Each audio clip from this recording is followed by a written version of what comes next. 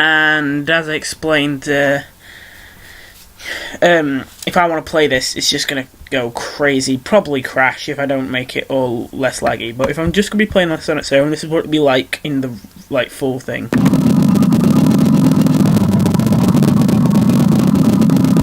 It's not a massive difference, it still lags even on its own. But yeah, it's just got Hertz Unison on it, with those settings, phase randomness and all that, and 9 voices. There's a harmonizer with width 25%. I tend to do that a lot. I'm not sure why it does it, but it's something to do with like harmonics and all that. I don't know a whole lot about harmonics, despite how much I use them. But basically, it just creates a nice sound almost all the time without going too over the top. So I like 25%. What's going on here? Oh yeah, I forgot. When I said this is brass before, A was literally like A and B. Like A was like the original swell, and then B was this little like after part. But I didn't like it like that. But anyway, there's a bit of a subharmonic here, but it's not very predominant. There's obviously this filter which repeats itself over and over. Well, it's not in a loop, but like it can't ever go further than that, because the longest note it's played is that long. So anyway, what else have I done here?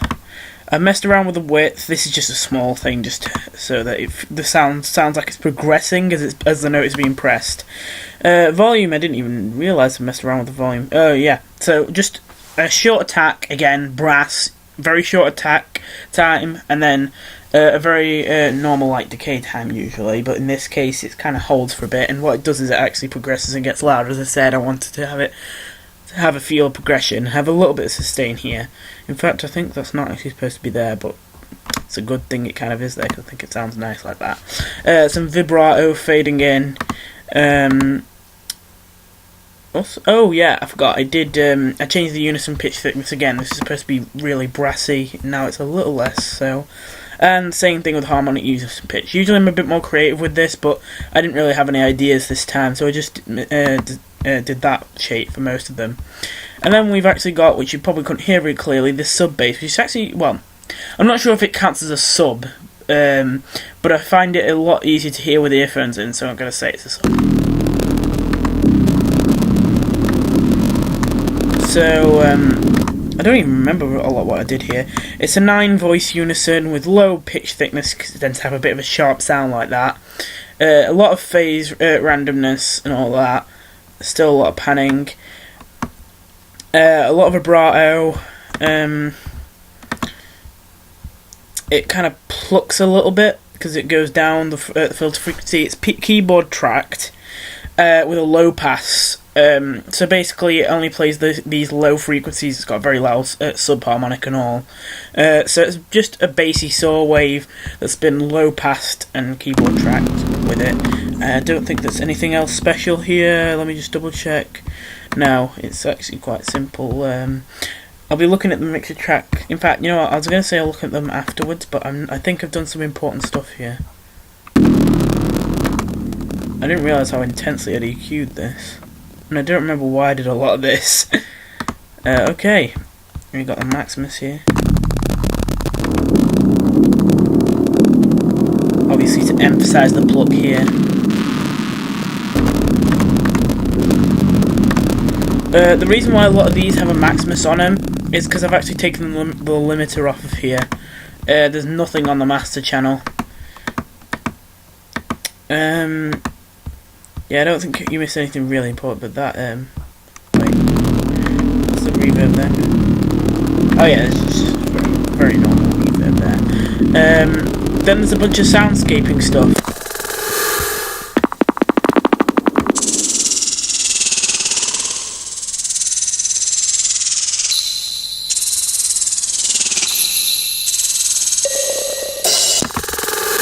So, almost all of these are done with granulizers. The first one, this one, it says it's that second granulizer, which I took this sound, which just a minute, that doesn't sound right. GRV Perk 12. This comes with FL Studio, so you can just use it like whenever you want. You don't have to get any pack or anything. Yeah, I took that, put it into granularizer and put these settings on, and I put there's a little reverb envelope there, so it goes. That's the little echo thing. Yeah, there's this one, which I admit isn't the best one, but I didn't want to scrap it either, really, to be honest. Probably should have actually edited it. I wanted to create something like Footsteps, but more alien, so I went for this, which is made with that one, and with these settings. And oh, if I remember right, the automation on this one. Yeah, I'm automating the grain spacing, and I think the other one's just reverb again. Yeah. Then there's this one, which is the best one, which is why I probably used it a little bit too much. Which is using this sound, which I thought it sounded a bit dull, but I thought maybe the granularizer would spice it up, and it really did. It's almost vocal at sometimes, which I think is perfect for this kind of atmosphere. Then there's just a couple of sounds completely unedited, but put to, I think it's track 12. Let me just go into audio.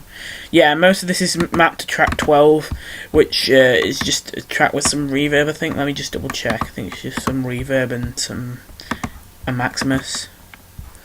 Yeah. Yeah.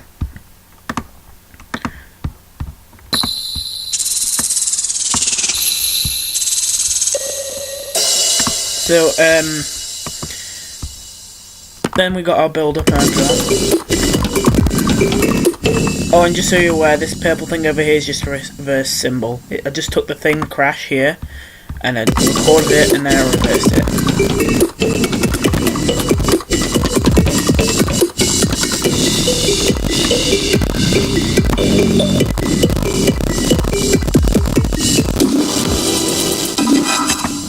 So, I'd like to get into the drop, but to be honest, it's probably going to be take a while to explain all this, and I'm getting to the end of this 10 minutes, so let's talk about the sidechain, because I just realised I completely glossed over that. These little things here, I don't usually do sidechaining like this, but if you look into my, I think it was pattern 4, was this drum beat? Yeah. So if you're paying attention earlier, you'll notice that this snare, like, it's mainly this one,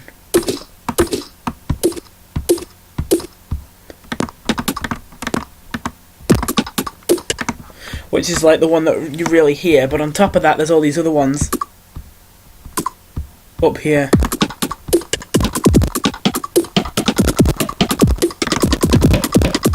And that means if I did it the way I usually do, which you don't know, is that I take the snares, I put a peak controller on them, and then I send it to one of these 4 mixer tracks. This is completely sidechained, so the volume goes to 0 when the volume is at 4 on the other one. This is like high sidechaining, mid sidechaining, low sidechaining, and all these are linked to that. One of those instead of the master. Oh, well, there's a mistake. All these are linked to the to those instead of the master, which these eventually go into the master. And basically I just have like the snare like universally, like just sidechain everything like that, makes the process a lot faster and all that. And it means I can still automate the volume of the synth without having to worry about like, yeah. But I had to add that in because obviously there's multiple different versions of the snare, and some of them aren't the ones that actually really hit and have the power. Well, they're not different versions, but they're different pitches. Don't worry about these. These are just... I thought I would be able to finish this track before I hit 35 different tracks, but I got to 35 and it went skip this one, this one, this one, this one, this one, and this one. So the last 2 ones are kind of outside of this, but yeah. But basically, all these sidechain tracks go into this insert 40, which I wasn't here before, but I had to put it here to do some EQing because there's a lot of peaking in this track. I did an interesting way of mastering here so that it would sound unique and it wouldn't sound like all limited and compressed and all that, unless I told it to. So that it was not like processed. It was all done manually to feel more natural. But yeah, it goes into that track, and this is just literally automating the volume of that track, which is where everything goes except the drum.